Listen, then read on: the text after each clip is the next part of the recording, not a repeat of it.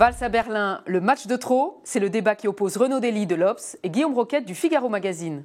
J'ai hâte d'entendre votre point de vue sur ce sujet, cher Renaud Wauquiez. Mettons le foot. Est-il normal qu'un Premier ministre traverse la moitié de l'Europe aux frais du contribuable en affrétant un avion de la République pour aller voir un match de foot? J'espère que vous serez d'accord avec moi pour considérer que tout ça n'est évidemment pas normal. La défense du Premier ministre est assez ridicule. Il est supposé aller voir Michel Platini, lequel, pas de chance, venait justement à Paris 2 jours après. Donc, on ne peut pas dire que ça a accrédité sa défense. Je n'ai pas non plus beaucoup apprécié le fait qu'il se soit bien gardé de dire que ses enfants étaient avec lui, donc on l'a découvert, mais après. J'espère que ça va peut-être le faire changer un petit peu d'attitude. Il y a chez Manuel Valls un côté donneur de leçons dont il nous administre la démonstration à peu près chaque semaine à l'Assemblée nationale. En disant qui est bien, qui est mal, tout le monde est mal, surtout la droite, et pas lui. Voilà, si on peut... Au moins, si cette affaire peut servir à ça, ce qui est dommage aussi, c'est que c'est l'incapacité des politiques, ça de gauche comme de droite, à reconnaître quand ils ont fait une connerie, pardonnez-moi l'expression, tous ces ministres qui font bloc autour de lui pour dire « mais il représentait la France, c'était bien normal, etc. » C'est un peu pathétique. Au risque de vous surprendre, je vais être en grande partie d'accord avec vous, Guillaume. D'abord, j'ai beau aimer le football, je pense que le football ne justifie pas tous les écarts. Vous n'étiez pas dans l'avion? Je n'étais pas dans l'avion, rassurez-vous. On ne m'a pas proposé d'y monter, et si on me l'avait fait, j'y serais pas monté. Vous me connaissez. C'est évidemment une faute. C'est une faute qu'a commise Manuel Valls.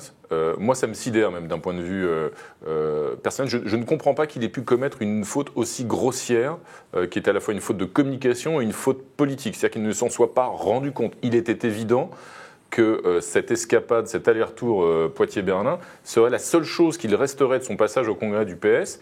Donc franchement, je me suis pincé quand j'ai appris qu'il partait à Berlin et je ne comprends pas qu'il n'ait pas anticipé ça. Lui, qui est supposé avoir toujours une communication parfaite. Et là, on retombe sur ces catégories d'hommes politiques, et il en est l'archétype, je suis tout à fait d'accord, il n'est pas le seul, et évidemment, je pense à un autre que vous connaissez, pour lesquels la com, souvent, et trop de com tue la com, en quelque sorte. Nicolas Sarkozy a été pendant des années un grand communicant, il a mis en scène son odyssée, j'allais dire, et il a commis lui aussi d'énormes fautes qui étaient à la fois des fautes de communication et des fautes politiques, et c'est bien le cas de celle de Valls ce week-end, évidemment du yacht de Bolloré au Phuket en passant par d'innombrables épisodes. Voilà. Et là on voit qu'il y a pour le coup il y a une vraie gémilité entre les deux personnages, une gémilité qui moi me rassure pas du point de vue de Manuel Valls. Donc encore une fois je m'interroge, lui qui joue aux socialistes en gros 2 jours par an, en l'occurrence à l'occasion du congrès socialiste, il aurait eu tellement à gagner en termes de communication à s'installer dans un bar à Poitiers avec quelques militants socialistes autour de lui pour regarder ce match à la télévision. Oui. Encore une fois, cette faute-là, effectivement, je suis d'accord avec vous, elle illustre la dérive et parfois la perte du sens des réalités d'un certain nombre de responsables politiques, à gauche parfois et souvent à droite.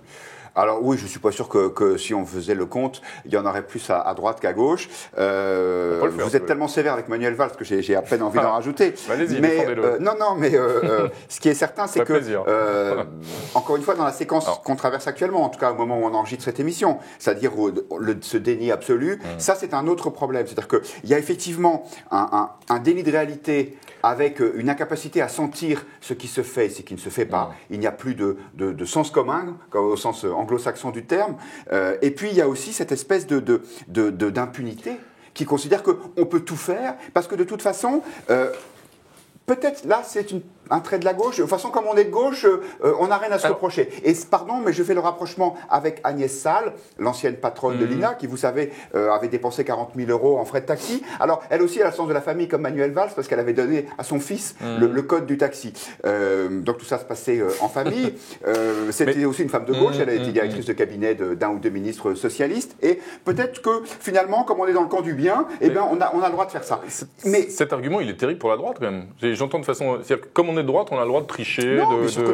Je pense qu'il y a presque cet éloge du cynisme de la droite, là pour le coup, moi je pense qu'il y a des gens de droite qui sont honnêtes, contrairement à ce que vous laissez entendre. J'espère bien. Et ce que je voulais dire, c'est qu'il y a encore peut-être un degré supplémentaire dans le cynisme et dans l'impunité à gauche. Et ça vient de qui? Ça vient de François Mitterrand, qui était quand même l'empereur de ça, et dont vous savez qu'il avait dit, je ne sais plus à quelle occasion, n'avouez jamais. C'est-à-dire de dire qu'on fait ce qu'on veut, et ensuite on dit, mais non, il faut aussi regarder le contexte. regarder le contexte. Pourquoi cette escapade de Manuel Valls prend un tel écho? C'est parce qu'il y a eu quelques jours avant Nicolas Sarkozy qui était allé avec un jet privé pour un meeting au Havre, au moment même où Daniel Fasquelle, le trésorier de l'ex-UMP, invitait les militants à surtout venir avec un sandwich parce qu'ils ne pourraient pas manger au Congrès des Républicains. Donc, tout ça était un nouvel épisode on peut aussi faire les comptes. Je veux dire, des vacances en liquide de Jacques Chirac aux escapades en avion d'Alain Joyandet. Ce qui est vrai, c'est qu'il y a eu Alain Joyandet, il avait démissionné, il y a eu un grand nombre de... Il avait été démissionné. Oui, il avait été démissionné. Emmanuel Valls aussi. Est-ce que ça le justifie à votre avis? À votre avis, vous pensez franchement que ça mérite de changer de Premier ministre sur cette affaire-là? Non, bien sûr que non. Bien sûr que non. Personne ne peut penser ça.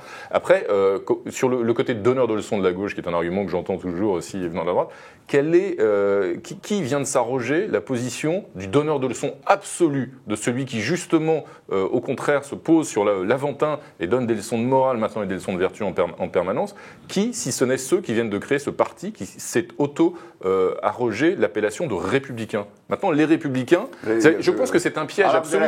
Je pense que c'est un piège. Ça, c'est une leçon infligée à l'ensemble du reste de la classe politique en disant c'est nous les républicains.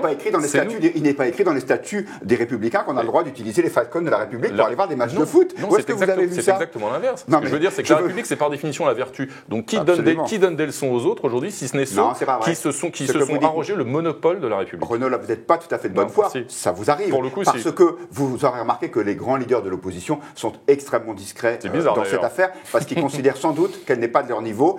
En tout cas, ce qui est certain, peut-être aussi parce que beaucoup ont fait la même chose. En tout cas, ce qui est certain, c'est que c'est pas du niveau d'un Premier ministre.